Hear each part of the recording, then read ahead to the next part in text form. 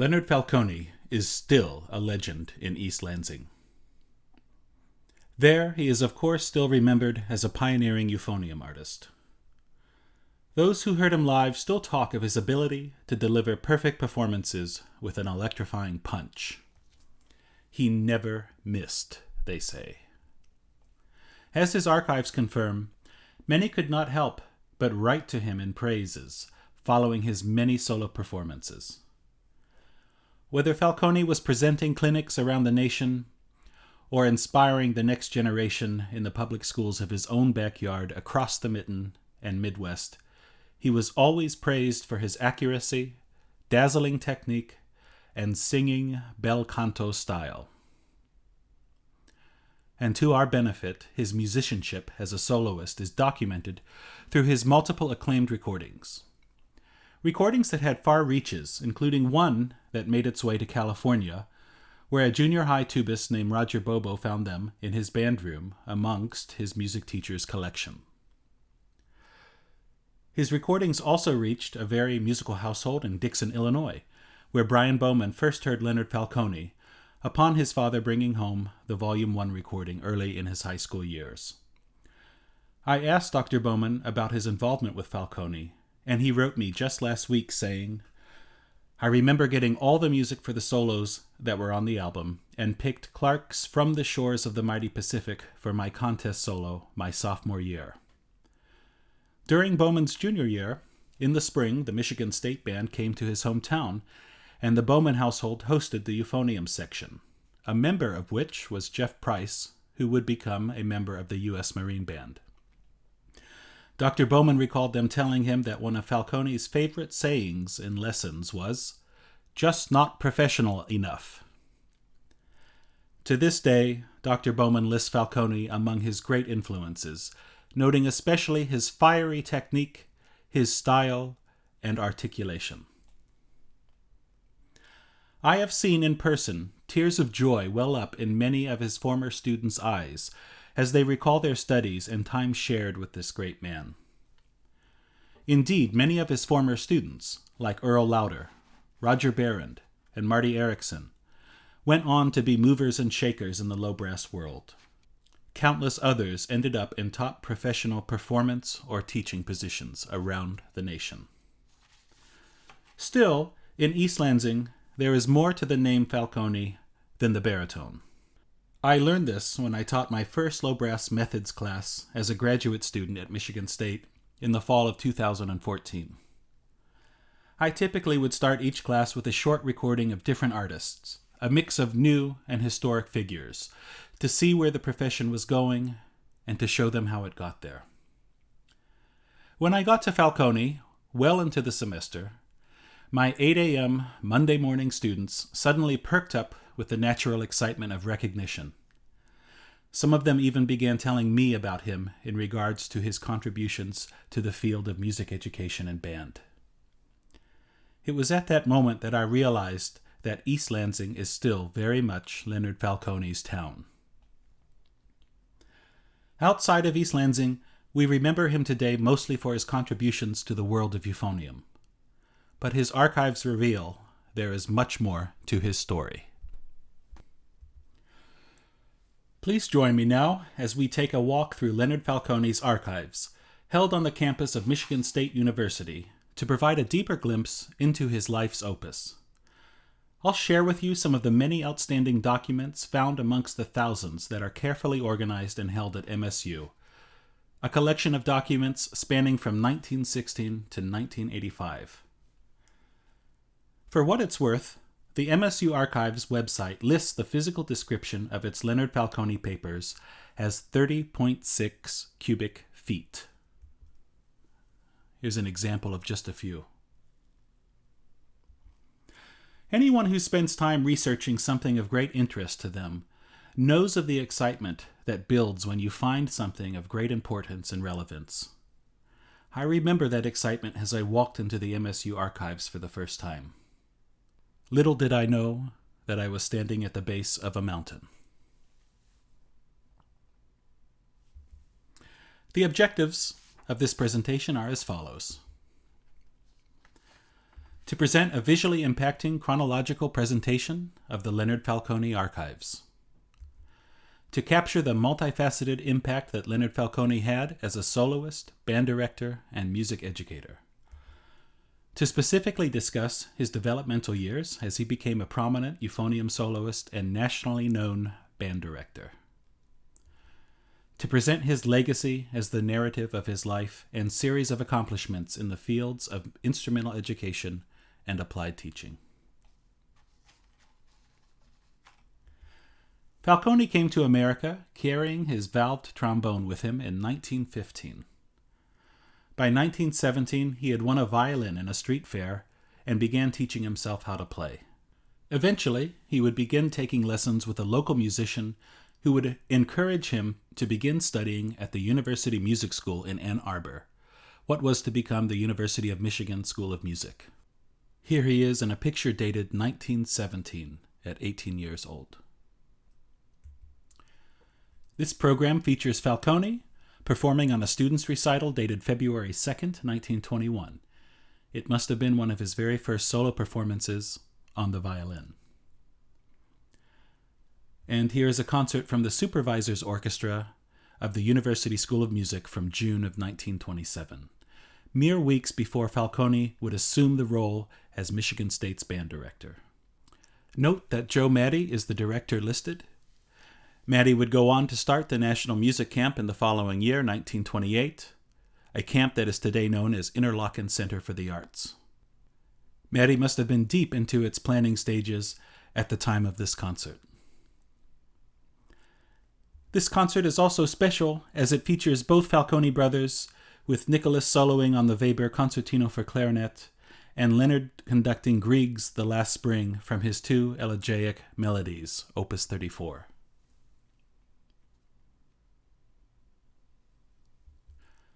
Like his brother Nicholas, Leonard gigged around Ann Arbor and Detroit. Eventually, both became directors of very popular silent movie theater orchestras. This role gave both brothers amazing publicity, as their names were often printed in advertisements and on ticket stubs. In 1923, Leonard was named director of the popular 1,900-seat Majestic Theater in Ann Arbor. This put his name on the spotlight in the community. Here is a picture of the theater at near capacity.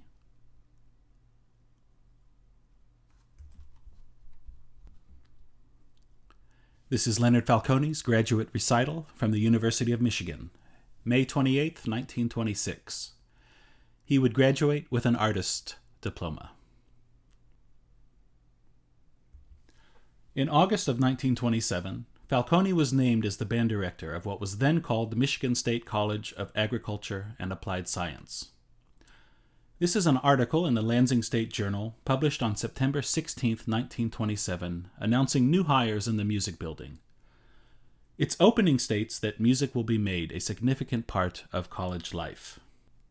The new staff pictured here are, from left to right, Arthur Farwell, an American composer who developed his own lithograph music printing company, Falcone, Hope Holliday, the first professor of music education at Michigan State College, and Louis Richards on the far right, the head of the music department. As an interesting side note, Richards toured Europe as a concert pianist until the outbreak of the First World War. In 1914, Herbert Hoover came to the relief of Belgium, and Richards served as one of his principal aides. He then organized the distribution of clothing and foodstuffs at Brussels and northern France. Richards' relationship with Hoover would benefit MSU and its band in the coming years, as we will see. Richards, along with Falcone, were two individuals who would help make great advancements in the music program at Michigan State University. At the same time, Leonard's brother Nicholas was heading up the band at the University of Michigan. Tragically, in 1934, Nicholas would resign due to a complete loss of hearing. This dual appointment was a very well-known fact among students and within the communities, because the Falcone brothers were already well-known and associated with the music scene. And also at the time, people were more interested in the band than the football teams, who had identical records in 1928. 3, 4, and 1. Here is a clearer picture of Nicholas and Leonard around this time. And here they are 50 years later at an award ceremony for Nicholas at the University of Michigan. It is surmised that one of Leonard's first solo appearances on the Euphonium was at the Interlaken summer camp, where he was leading violin sectionals, conducting bands, and soloing. Here are 2 pictures of him doing so at Interlaken. Note the different equipment in both pictures. In 1930, the National High School Band Contest was held in Flint, Michigan. According to the Journal of Band Research, 44 bands participated. The contest went well into the evening, and at midnight the final event of the night was given, a performance by the hosting Flint band. All of the other band members were in the auditorium listening to the concert, because after which the competition results would be announced. According to this article, Falcone gave one of his electrifying performances. The judges roused themselves from a long sleep when Mr. Falcone began to play, according to all accounts. Those judges included none other than A. Austin Harding of the legendary University of Illinois Band, Edwin Franco Goldman, Captain Taylor Bronson of the U.S. Marine Band, and John Philip Sousa. This performance would win Falcone engagements with the Goldman Band, A. Austin Harding's University of Illinois Band, and Harold Bachman's $1 Million Band of Chicago. On October 31st, 1930, Michigan State College played football against Georgetown in Washington, D.C. While there, the band performed the Star-Spangled Banner at the wreath-laying ceremony at the Tomb of the Unknown Soldier in the Arlington Cemetery. Later that morning, the band traveled to the White House, where they were received by President Herbert Hoover. Here is a picture of Falcone conducting the band for President Hoover on the South Lawn. And a pose with the entire band. Later that afternoon, the band poses for the pictures on the steps of the U.S. Capitol building.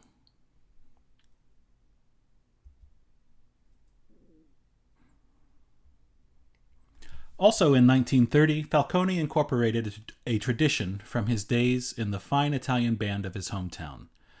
Outdoor, open-air concerts, sure to be a hit with social distancing. And here is a very early program from that time period. These concerts would grow to enormous popularity, eventually attracting crowds exceeding 3,000 people. Because of the sustaining popularity, the class of 1937 initiated the construction of a bandshell that was dedicated in this 1938 program.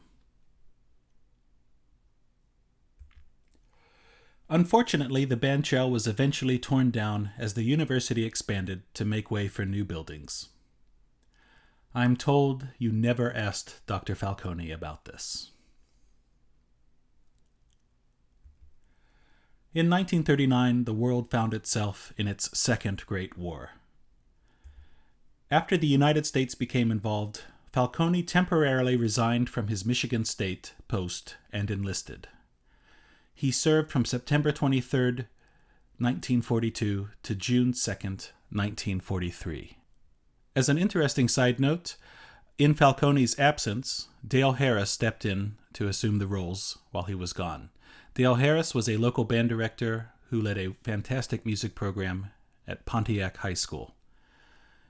A few years later, that program would produce another euphonium player named Ray G. Young.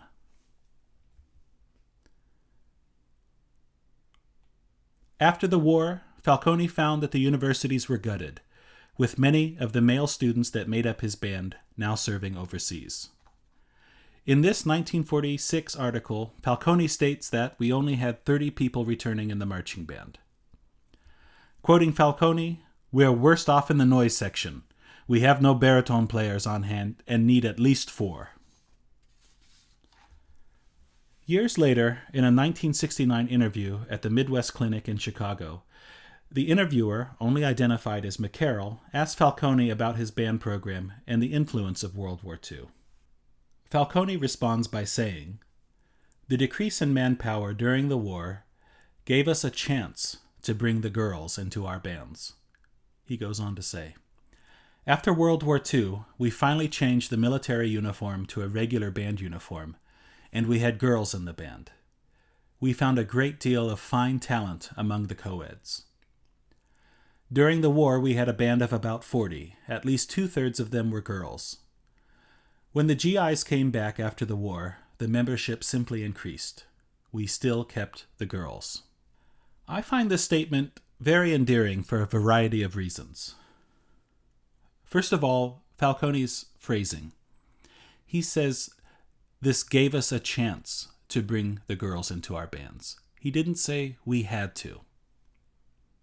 Also, earlier in the interview, it's clear that Falcone's trying to bring up this point of making his bands co-ed.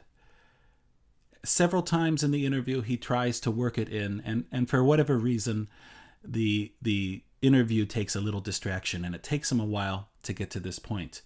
But he keeps circling around until he can. That shows me that this was something that Falcone was proud of. A few years after the war in 1949, he was boasting a marching band composed of 100 players.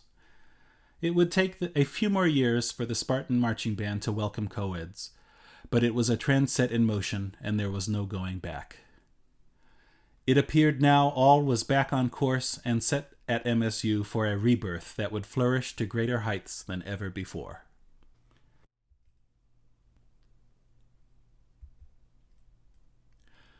Echoing the rest of the United States society, the 50s were a tremendously successful decade for the Falcone band program, and also Michigan State. Falcone directed his bands in extensive tours throughout the Midwest.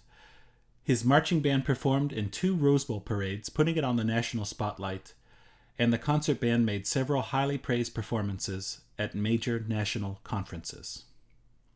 Also, the school was expanding rapidly, and in 1955 the state made the college a university, changing the name to Michigan State University of Agriculture and Applied Science, and eventually to Michigan State University in 1964. On January 17, 1953, the university celebrated Falcone's 25th year of service as the director of bands. This banquet was a huge undertaking with nearly 800 invitations sent out to alumni, band directors, and friends from around the country. Even though 250 had replied as coming, a terrible Michigan winter snowstorm kept about 100 people home. Still, reports of over 150 attendees celebrated Leonard Falcone's silver anniversary.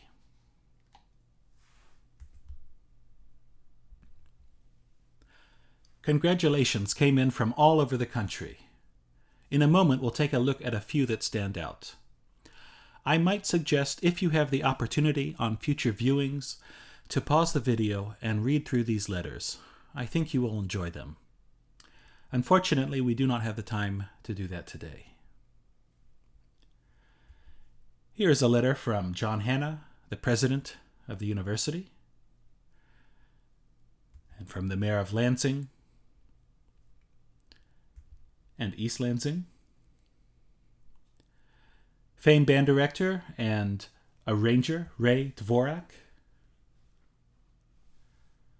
the great march composer J.J. Richards,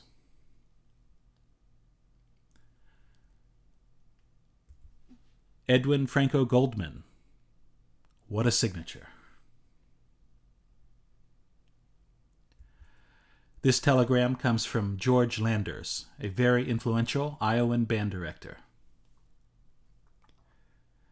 And now we'll look at a series of Western Union telegrams.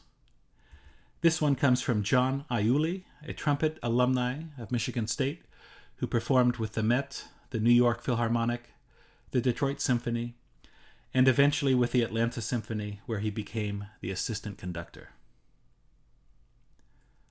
Some circus royalty from Merle Evans. Famed band director of Northwestern University, Glenn Cliff Bainham. And my personal favorite, Carl King, who wrote, "Baritone players are indestructible. So say we all."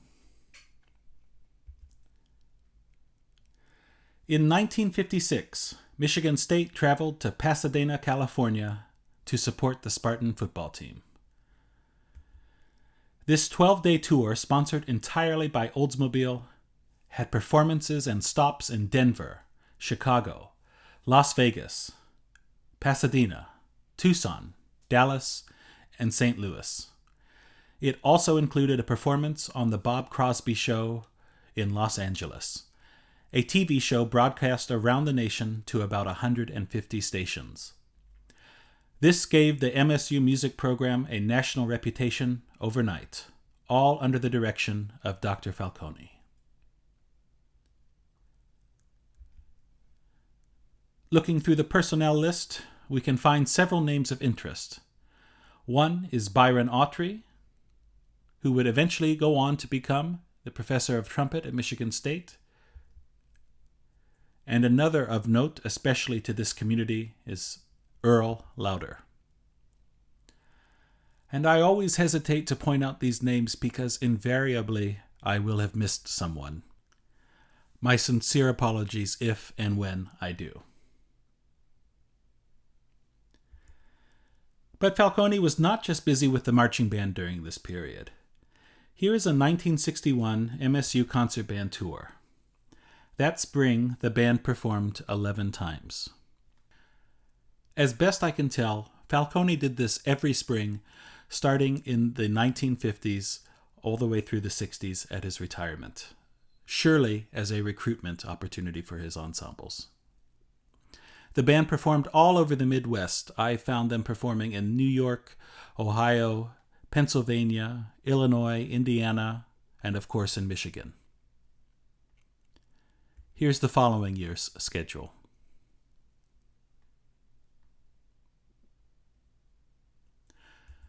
In 1967, the 14th National Biennial Conference of the College Band Directors National Association was held in Ann Arbor, and Michigan State University's band was selected to perform. This was one of Falcone's two perfect performances, concerts in which he claimed he was completely satisfied, the other being in 1958 on the same stage in Hill Auditorium. Here is the program from that 1967 conference performance. Of particular note to me are the premieres. We might find it easy to associate Leonard Falcone with a dated repertoire from the late 19th century, possibly because of the selections he chose to record on his albums, and perhaps also because of his prominence in the era immediately following the great brass soloist of ensembles such as the Sousa Band. However, as a band director, he was very encouraging to composers to write for band, especially those on faculty, including H. Owen Reed and James Niblock. Once again, looking at the program, we may find a few familiar names. Heading up the tuba section, Marty Erickson. Finally, here is a picture of the band taken on this occasion in the beautiful Hill Auditorium of Ann Arbor. So let's hear this band. Sit back now and enjoy this recording of the beginning of Bizet's Carmen Suite as arranged for symphonic band by Nicholas Falcone and recorded by the MSU Symphonic Band conducted by Falcone in the early 60s.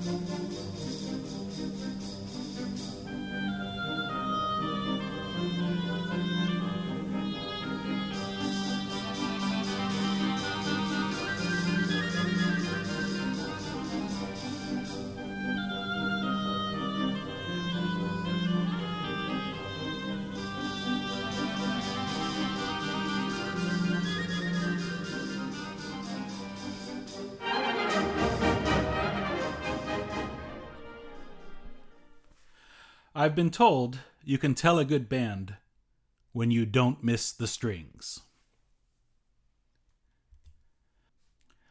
On April 17th, 1966, Falcone wrote a letter to the director of the music department which read, "On April 5th, 1967, I will have reached the age of 68, and by July 1st, 1967, I will have served the university for 40 years. In consideration of these factors, this seems to be the proper time to retire." Falcone would go out with a bang with his performances in Ann Arbor, and must have left with a feeling of tremendous accomplishment. The university quickly named Harry Bijan as his successor. Though he retired as director of bands, Falcone continued on teaching applied lessons nearly to the end of his life. The 1970s were a decade of prosperity for the Euphonium studio at Michigan State. Here are a few examples. This is a 1977 concert of the MSU Symphony Band under the direction of Kenneth Blomquist, with guest conductors Leonard Falcone and Jerry Billick.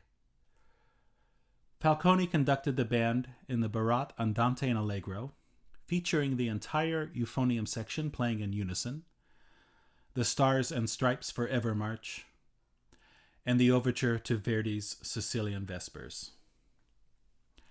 Focusing in on that Euphonium section, we see Roger Barrand, who of course had a long career with the U.S. Navy Band in Washington, D.C. And of special note, each of the other members of the section continue to make music or teach music. Terry Stansel, the son of the founder of Blue Lake Fine Arts Camp, Fritz Stansel, went on to be a longtime band director in Harbor Springs, Michigan. And I know personally that Mike Schott, Tom Gillette, and Mike Fisher all still play their euphoniums to this day as they are active in the Michigan brass band scene. And that, to me, is as good as any a testament to the love of music making that Falcone instilled in his students. Here's Thomas Gillette's degree recital from 1978. This 1970 low brass studio concert features tubist Eugene Dowling and James Curnow on euphonium. Falcone was known for sending his euphonium students to the U.S. service bands, and there are several correspondences with the band directors and letters of recommendation from over the years in his archives. Here is an example of that working in reverse, as Robert Jorgensen came to MSU after serving as solo euphonium with the U.S. Army Field Band. Jorgensen studied with Falcone and Blomquist while moving into the band directing field. His degree recital here in 1974 was accompanied by his wife Anne, and also includes his brother Richard Jorgensen, who taught trumpet for 34 years at Arkansas State University in Jonesboro. Mr. Jorgensen, Robert Jorgensen that is, would go on to be the director of bands at the University of Akron, where he was my band director. And he died doing what he loved, conducting a band on the 4th of July. Here's a picture of Mr. Jorgensen as a graduate student assisting the Spartan Marching Band baritone section. He is in the back row standing second from the left, and on the far left is Professor Kenneth Blomquist. And here is Roger Barron's degree euphonium recital, accompanied by none other than David Gillingham.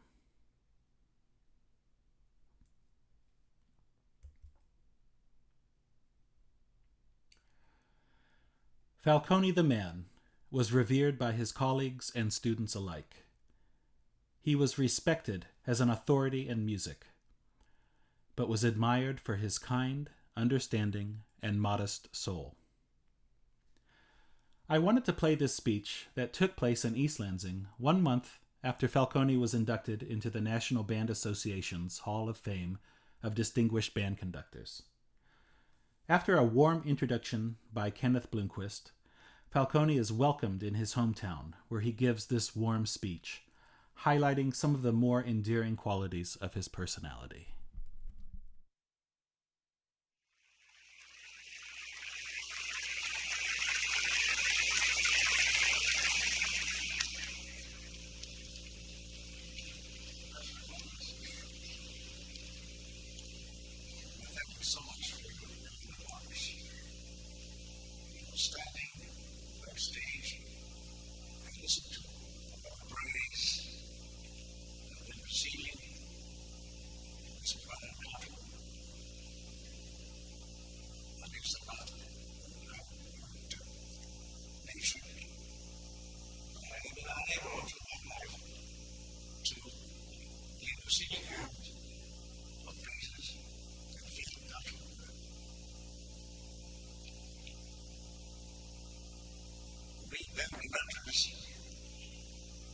Really on the other side of the fence, so to speak, in giving praise to somebody else, such as famous football players, coaches, groundkeepers, when they retire, and so forth.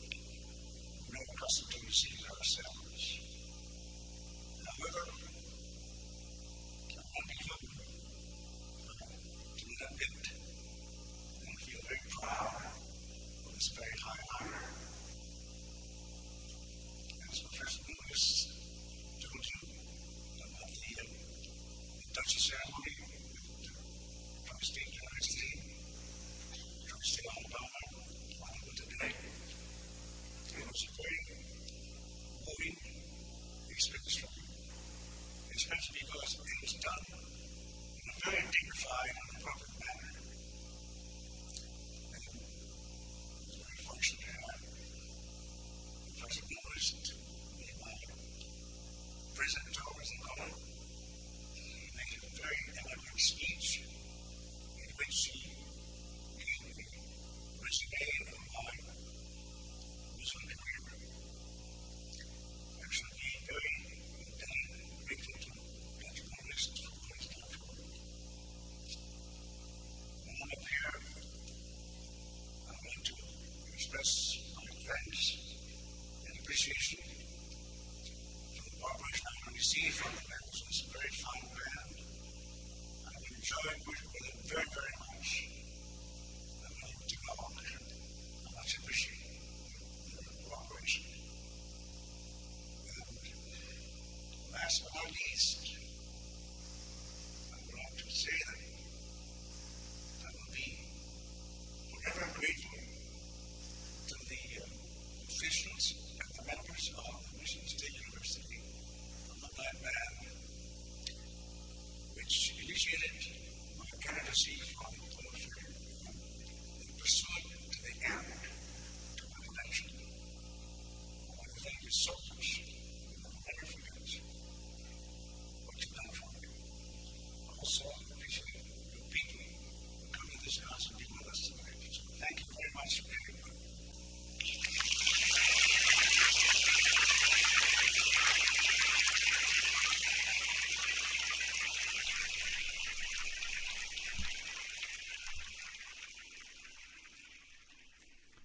For me, there are two takeaways from this very special glimpse into Falcone's personality. First, he titles himself by saying, "We band conductors." I think that's an important distinction. I think if we asked Dr. Falcone, he would consider himself a conductor, a director of bands. That's what the archives tell me. Those thousands of documents, the ones that Dr. Falcone preserved. And number two, this speech that is given as a result of recognition of Dr. Falcone's contributions to the world of music education and band, 75% of it is giving thanks to others. Thanks to Professor Bloomquist. Thanks to the alumni who got him elected. Thanks to the groundskeepers. Thanks to the musicians on the stage. thanks to every single person in that auditorium that night. That, to me, says an awful lot about who Falcone was.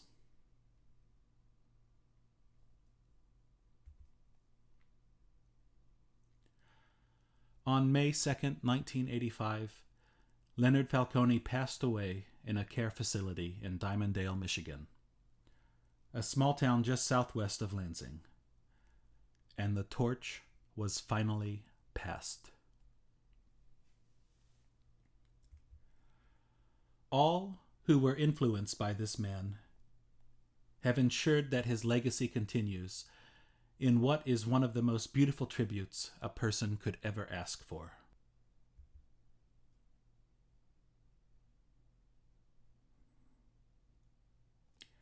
In September of 2014, this memorial plaque was placed outside of Falcone's office during his tenure as band director. It reads, "His legacy lives on today in the form of legions of loyal students who have gone on to teach and play throughout the world." Falcone also had a long association with the Blue Lake Fine Arts Camp, working there from 1964 to 1984. He directed the camp's first international band tour in 1971, which made a stop to his hometown in Italy. He donated most of his time at Blue Lake, refusing salary. And as a result of his association and leadership with the camp, they built and dedicated the Leonard Falcone Band Pavilion in 1976. Much of Falcone's legacy has been documented in Rita Griffin Comstock's 2011 book, Solid Brass, The Leonard Falcone Story. And I must add that that was an invaluable source for this presentation. And of course, one of the main initiatives to carry on his tradition is you. The Leonard Falcone International Euphonium and Tuba Festival in Blue Lake. All of the people, the teachers, the competitors, accompanists, the board of directors, groundskeepers, and especially the elves, make it happen every year and have given our community a launching pad for many of the profession's great artists. My heartfelt thanks to the board of directors at the Falcone Festival for allowing me to retrace these steps, and in doing so, reconnecting to this amazing story of the American dream.